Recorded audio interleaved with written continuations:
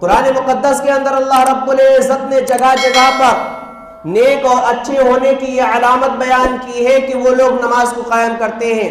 کل میدان محشر کے اندر جب جنتی جنت کے اندر چلے جائیں گے اور دوزخی دوزخ کے اندر چلے جائیں گے، پھر جو لوگ جنت کے اندر جائیں گے تو وہ لوگ اپنے دوست احباب اپنے رشتہ دار کے متعلق سفارش کریں گے کہ اے میرے پروردگار، اور وہ حوالہ کس چیز کا دیں گے؟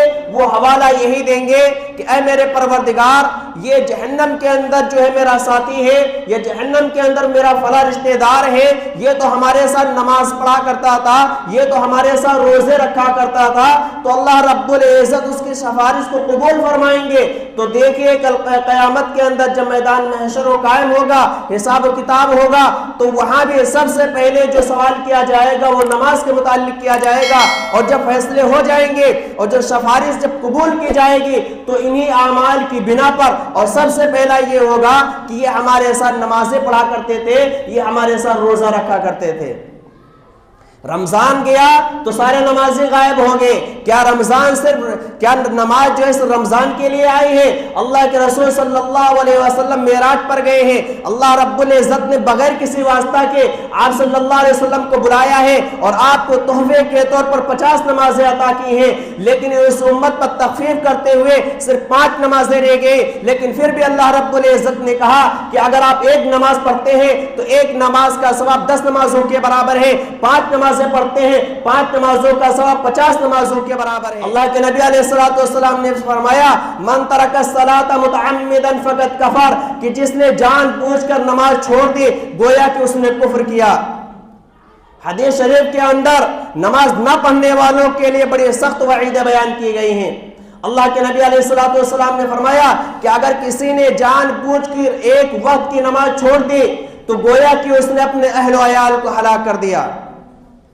اللہ کے رسول صلی اللہ علیہ وسلم نے دوسرے مقام پر فرمایا الصلاۃ عماد الدین، کہ نماز دین کا ستون ہے، فمن اقامها اقام الدین، جس نے نماز کو قائم کیا گویا اس نے دین کے جو بنیاد تھی اس کو قائم کیا، ومن هدمها هدم الدین، اور جس نے نماز کو منہدم کر دیا یعنی نماز کو چھوڑ دیا اس نے دین کی بنیاد کو ستون کو اس نے ڈھا دیا۔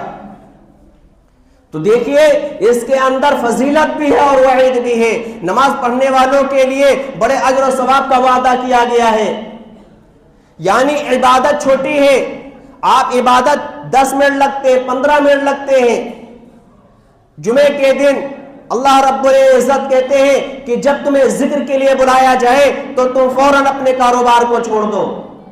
کاروبار کو چھوڑنے کا مطلب یہ ہے کہ جب اذان ہو جائے تو آپ اپنی دکان کو بند کر دیں اور پھر اپنے جمعے کے جو ہے وہ تیاری شروع کر دیں۔ نہانے کے اندر کتنا ٹائم لگتا ہے؟ 5 سے 15 منٹ۔ اس کے بعد اپنے مسجد کے اندر آ جائیں، اگر خطبات ہوتے ہیں ان خطبات کو سنیں، اپنے نوافل کو پڑھیں، اپنی سنتوں کو پڑھا کریں۔ لیکن دیکھا یہ جاتا ہے کہ جب خطبے کے لیے امام کھڑا ہو جاتا ہے تب لوگ آ کر پہنچتے ہیں۔ آج ہمارے پاس جس مقصد کے لیے ہمیں اس دنیا کے اندر بھیجا گیا ہم اس مقصد کو سب سے پیچھے ڈالے ہوئے ہیں، اور جو مقصد صرف زندگی گزارنے کے اسباب بنائے گئے تھے آج ہم اس کے پیچھے دن رات لگے ہوئے ہیں۔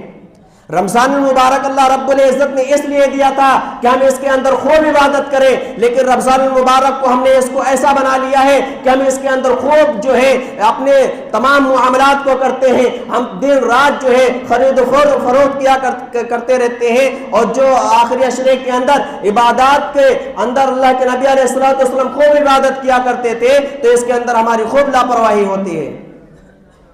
میرے محترم بزرگوں اور دوستو، قرآن مقدس کے اندر اللہ رب العزت نے ارشاد فرمایا قد افلح المؤمنون الذین هم فی صلاتهم خاشعون، کہ خشوع اور خضوع کے ساتھ نماز پڑھنے والے مومنوں کو کامیابی اور سرخروئی کی ضمانت دے دی گئی ہے۔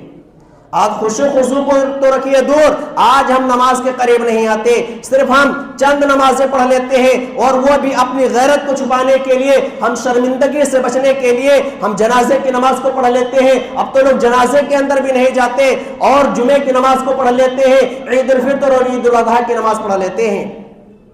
آپ بتائیے کہ اگر آپ صرف جمعہ کی نماز پڑھ لیں اور صرف 2 رکعت پڑھ لیں، اسی طریقے سے آپ کو صرف جمعہ کے دن کھانا دیا جائے اور بیچ میں پورے ہفتے کھانا نہ دیا جائے اور پھر جمعے کو دیا جائے، تو بتائیے کہ آپ کے جسم کے اندر طاقت رہے گی؟ آپ دنیا سے کوچ کر جائیں گے۔ اسی طریقے سے جس طریقے سے ہمارے بدن کو، ہمارے جسم کو، ہماری باڈی کو کھانے پینے اور ہوا کی ضرورت ہے، اسی طریقے سے ہماری روحانی جو زندگی ہے اس کے لیے ہمیں عبادت کی ضرورت ہے۔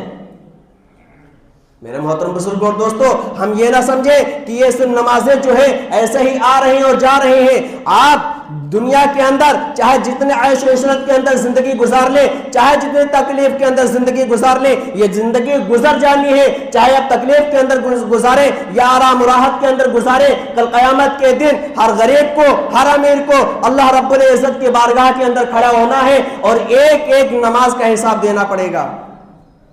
اللہ کے رسول صلی اللہ علیہ وسلم نے ارشاد فرمایا، لِكُلِّ شَيْءٍ عَلَمٌ وَعَلَمُ الْإِيمَانِ الصَّلَاةُ، کہ ہر چیز کی ایک شناخت اور پہچان ہوا کرتی ہے اور ایمان کی علامت نماز ہے۔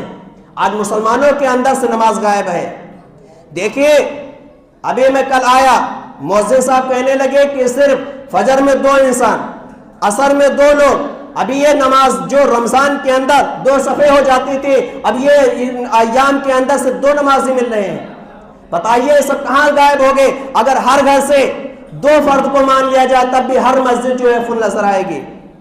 آج کس طریقے سے آپ پورے جرول کی جتنی مساجد ہیں سب مساجد کے اندر جائیے اور دیکھیے ساری مسجدیں فل ہیں، لیکن ابھی عصر کے اندر دیکھیے ساری مسجدیں خالی ہیں۔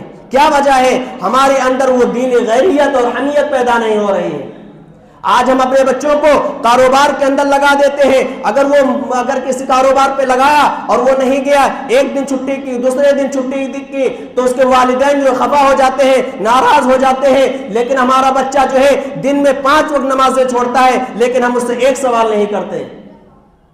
میرے محترم بزرگوں اور دوستو، اس کے دنیاوی بھی فائدے ہیں اور اخروی بھی فائدے ہیں۔